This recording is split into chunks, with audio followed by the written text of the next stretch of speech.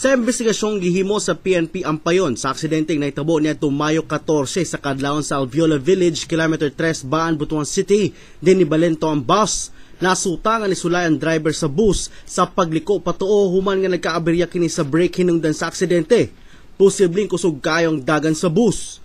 Patay ang usa ka pasahero nga giilang si Cecilia Gamores, human nilagpot kini gikan sa bus ug samaran usab ang 15 ka mga pasahero. Katong bachelor nga nagdagan gikan sa Butuan paingon sa Surigao City.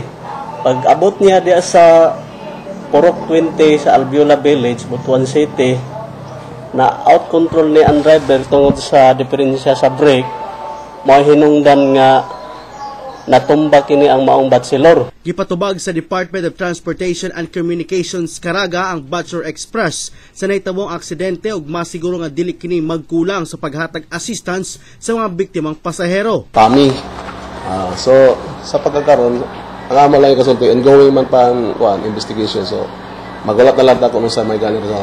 Pero as far as our office is concerned, aduna na later nga among gibuhat nga pagpa-explain sa ila. So anyway, from time to time, amo na siya i-monitor. Nipasalig ang ahensya nga imbestigahan ang nahitabong aksidente aron mahibaluan ang tiunay nga hinungdan. Ikaduha na kini nga bus sa mong kumpanya nga naaksidente sulod lamang sa usa ka semana. Walay disiplina sa balaod trapiko sa driver sa bus og mekanikal nga problema sa mga sakyanan ang kasagarang hinungdan sa nahitalang accident report sa PNP Ampayon. Panahon naron istriktuhon na sa LTO ang pagpatuman sa seminar sa mga driver aron aksidente sa dalan maminosan.